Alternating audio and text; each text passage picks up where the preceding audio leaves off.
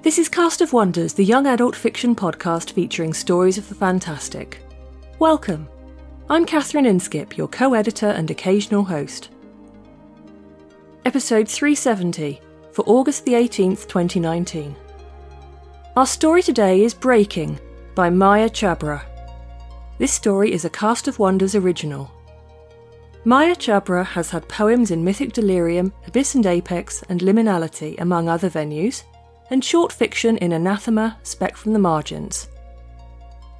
Her novelette for adults, Walking on Knives, is available from Less Than 3 Press. She has a novella, Toxic Bloom, forthcoming from Falstaff Books, and her translation from the Russian of Marina Tsvetaeva's play Fortune appeared in Cardinal Points. This story is narrated by Nadia Niaz.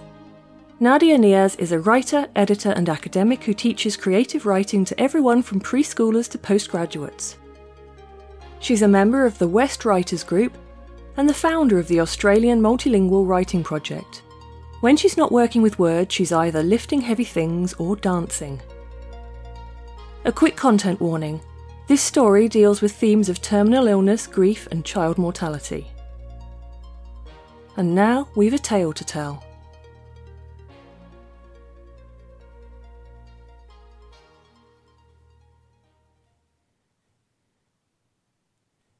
Breaking by Maya Chabra. Read by Nadia Niaz. Mom's kind of bizarrely happy for someone with a daughter about to croak, but I don't mind. She saved my life. When I collapsed, I was still only 14, too young to have an imprint. If she hadn't found me in time, I would be dead already and gone. Now I'm safe, and they've pretty much stopped everything but palliative care. I'd like to be corporeal longer and grow human-wise, but there's nothing more they can do.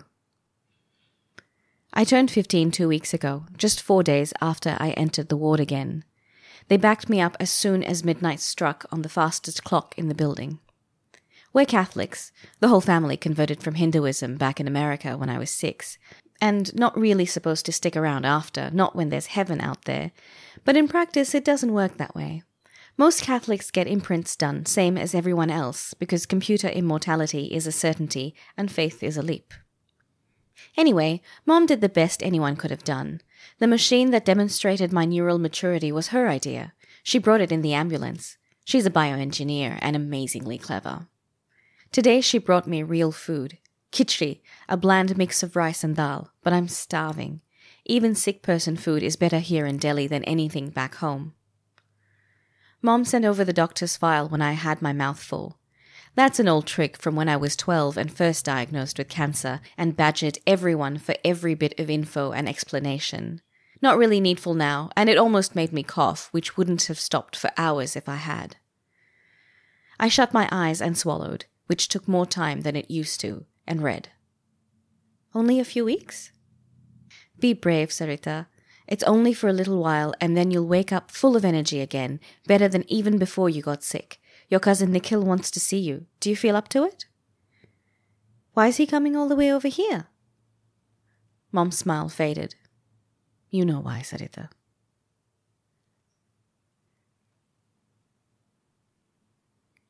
Nikhil flew all the way over from the States because I'm dying. In the old times, that meant never seeing a person again. For Nikhil, it still does. He has an ostentatious martyr's faith and hasn't had an imprint taken ever. When he was my age, his parents tried to hold him down for one. My mom said they were all being idiots.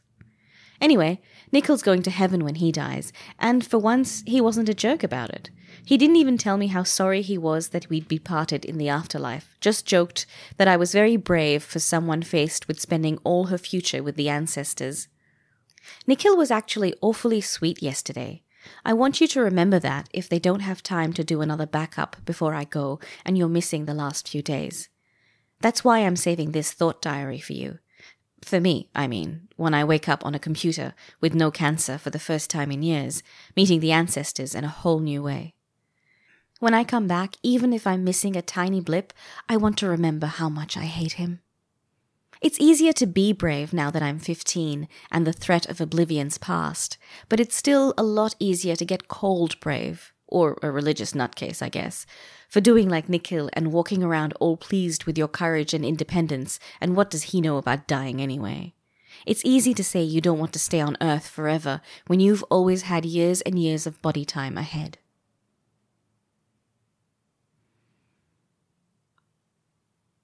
Sorry about that. They came in to give me a sedative a few hours ago and I just woke up. Without it, the pain sometimes stops me sleeping. Right now, I'm lying here recording this with my eyes shut, and that's about as much activity as I feel up to. Dr. Ahluwalia came to talk to me in person. It must have been a slow day. Sarita. I could see the last 2.5 years passing over him. I hear you're nervous about the break. That's natural, especially for such a young woman. Mom asked you to... I didn't need to finish. How did she know anyway? I've been trying so hard to be good. I didn't even dare tell you my thought diary. Your mother knows this isn't an easy transition and that you'll need as much help as we can give you. I wouldn't be afraid if I understood it properly. I mean, I've been looking this stuff up ever since I fell ill, and I get the computer's bits. Mom's explained it in small words. We shared a grin. But how does your soul get from one brain to another? Your soul? Would it help if I brought in a priest? I saw I'd put him in an awkward spot, as he was sick and I was Christian, so he felt a bit nervous about giving me religious advice. However, he'd mistaken my meaning, and a priest would be the worst thing at this time. We'd stopped going to church locally shortly after we moved here, when we realized our church was locked in a vicious feud over land with the neighboring private school. The other church nearby did its services mostly in Hindi, which I didn't speak and my mother spoke badly. I explained all this to the bemused doctor, and he asked if I'd noticed my thoughts wandering lately. After the break, they don't say die now that I'm so close to the line, they say break, which unnerves me a little. After the break, I won't have to worry about side effects from medicine. I'll have much bigger worries than that. Doctor, I said, if it weren't illegal, you could start running my backup now, couldn't you? Are you afraid it won't work? No, but if it could run at the same time I'm here, I wouldn't be in it, would I? He leaned his purple turbaned head on one hand and waited. I could feel myself become more and more agitated. I'd be right here in my head, and that would be a different me that I couldn't be inside, right? He lifted his head and nodded. So what's the difference after I'm dead? What if I'm not in there? Sarita, I'm an oncologist, not a biomechanic. You ask your mother about the machine, okay? I've done what I can for you, but somehow we can beat death and not cancer. Why not? I asked, sitting up in bed. The room spun, too fast. The doctor seemed just as dizzied as me, though. Well, immortality took some of the urgency off it and some of the money. And Sarita, there's nothing so inventive as a human being. Cancer's just human tissue twisted out for itself. And it's as clever as anything human. Selfish, hiding where you least expect it. Short-sighted enough not to realize it's killing itself, too. I hated my body when he said that, but it bothered me more that he hadn't given me a reason to trust my new brain. Mom's gone for a walk to get out of the hospital for a bit. She and Dad came so close to losing me, enough to make you not want to have children. Not that I'm ever going to. I always wanted lots and lots of children. I wasn't going to be anyone's wise grandma over the screens the way I'd met my Nani and Nanu. Was I going to be anything over the screen? I'd spent so long just trying to make it to 15, and now it seemed like I would be replaced by me. Another me, but I wouldn't be around to see it. That must be why they call it a break. My continuity would break, but only for me. Everyone else would have the other me to love and talk to and not cry over. I'm going to ask Mom in the morning. I don't want to be a nervous wreck when I die, when I break. No one's supposed to die anymore. Mom came in early with Dad. She wouldn't fucking answer. Do you understand? She answered sideways. You'll remember everything, sweetheart, brave girl. You love and feel as much as you ever did. No, I won't. You will. I'll be dead, old time dead. Everybody dies old time dead. The living just don't notice anymore. They must know. Mom must know at least. But they block it out somehow. Or they don't know enough of how the tech works, and so they figure immortality is for real. Do you have any idea how much I hate you? You wait there, dormant for the day I finally croak and you wake up to your blissful, pain-free life. Right now, I can't focus for more than 5 minutes. They've got me sedated most of the day. It's for the best, I know, but I feel like my life's slipping away while I sleep. I mean, it is. You have no idea what it's like when your own body turns on you like this. You have no idea what bodies are. I am a body. You won't be me. I hate you. Except you're me. You're nothing but what I've put into you, my memories, my thoughts, my life.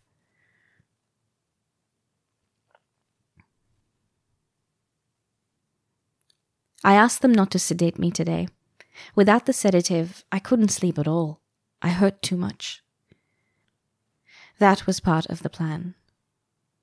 God, I'm so ashamed now. But I have to tell you, because this is the most important thing.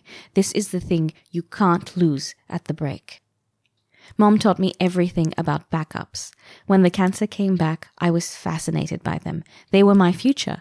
I knew how to use them, how to mend them, how to wreck them.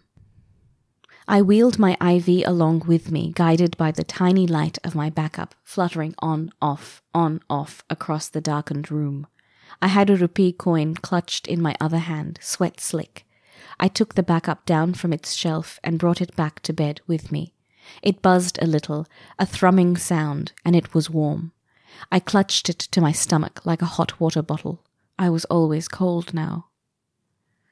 Come on, Sarita, get it together. Don't get sentimental now.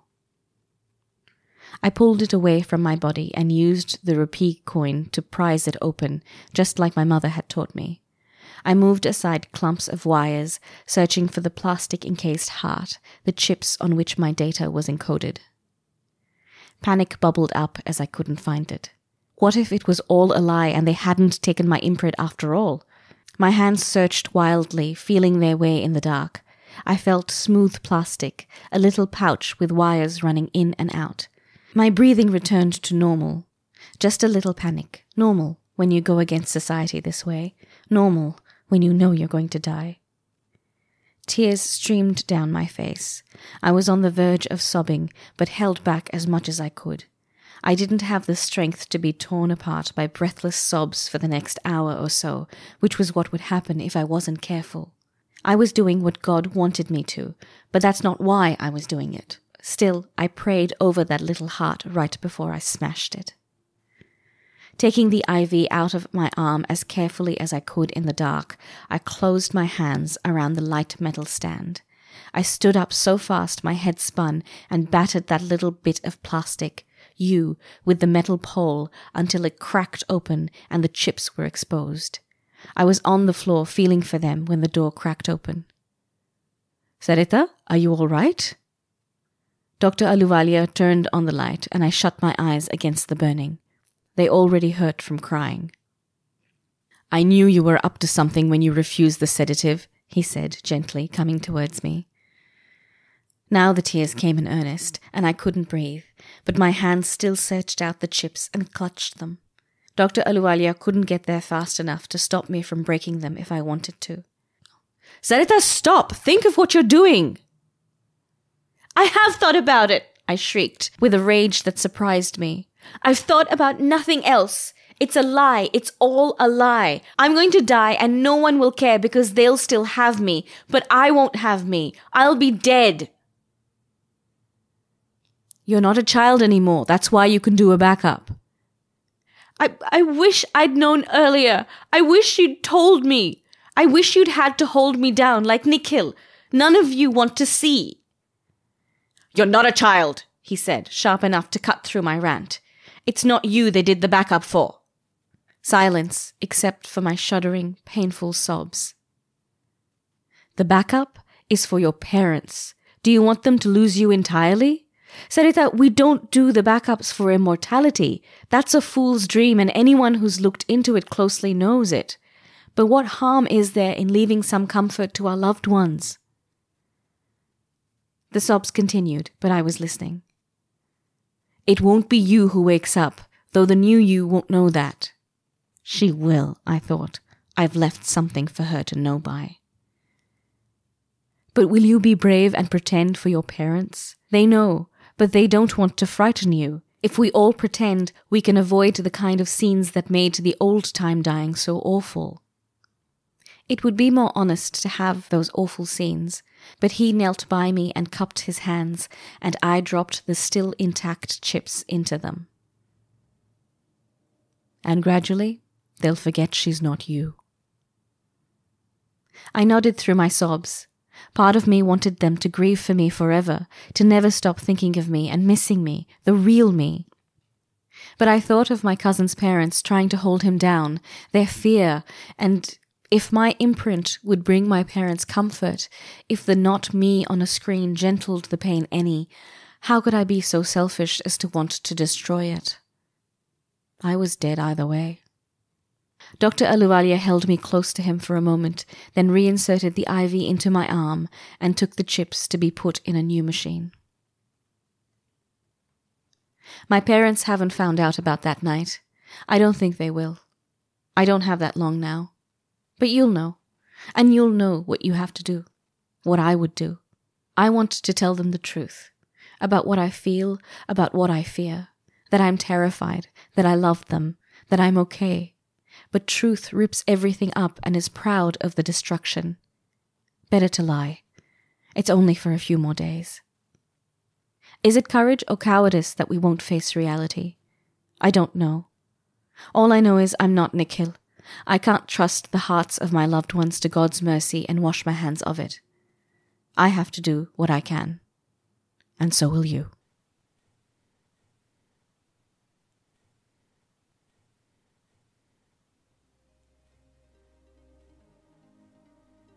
This is such a beautiful, ferocious, messed up story. Sarita knows she's going to die, and she's not afraid to admit it. It's scary and unfair, but what choice does she have? Oblivion won't arrive as a grace note on a long and well-lived life for her. She's right on that count. Oblivion is absolute and just around the next corner. Her life will stop.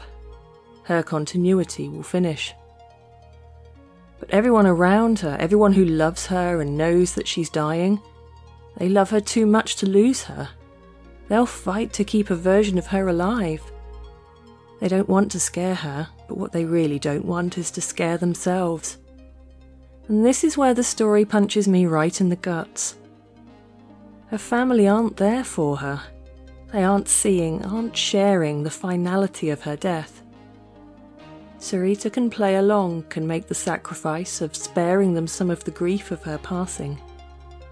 But she's still going to die, and she's going to do so terribly and utterly alone. Hug your friends and families. Tell them you love them. And one day, when the time comes, open your hands wide and let them go. The breaking points come into all our lives, and time will keep us on the wrong side of them. Except in the places that time doesn't touch, whether it's inside our hearts or whatever heavens we believe in. There, our loved ones do live eternal. Join us again next week. We love bringing you the best audio fiction week after week, but we can't do it without your support. Your donations pay our authors, our narrators, our servers, and our staff. Please consider supporting us with a monthly donation through either PayPal or Patreon. You can also review us on Apple Podcasts, request us on Spotify, and consider the stories we publish for award consideration. There are lots of ways you can help. Join the discussion on the EA forum, forum.escapeartists.net, or visit on Twitter at Cast of Wonders. Come say hello. Cast of Wonders is a production of Escape Artists Incorporated and is brought to you by our editors and hosts, Marguerite Kenner and Catherine Inskip, Assistant Editor Alexis Goebel, Associate Editors Tonya Bezpalko, Amy Brennan, Alicia Caparaso, Trace Fontil, William Haight Minor, Andrew K. Ho, Sean Proctor, Ray O, Susie Rodriguez, Carissa Sluth, Emma Smales and Chris Tang. Our audio producer is Jeremy Carter and our community manager is Danny Daly. Our episodes are released under the Creative Commons Attribution Non-Commercial No Derivatives 4.0 International License. That means you can download or listen to the episode on any device you like, but you can't change it or sell it. Our theme music, Appeal to Heavens, is by Alexei Nov and available from Promo DJ or his Facebook page. Thanks for listening.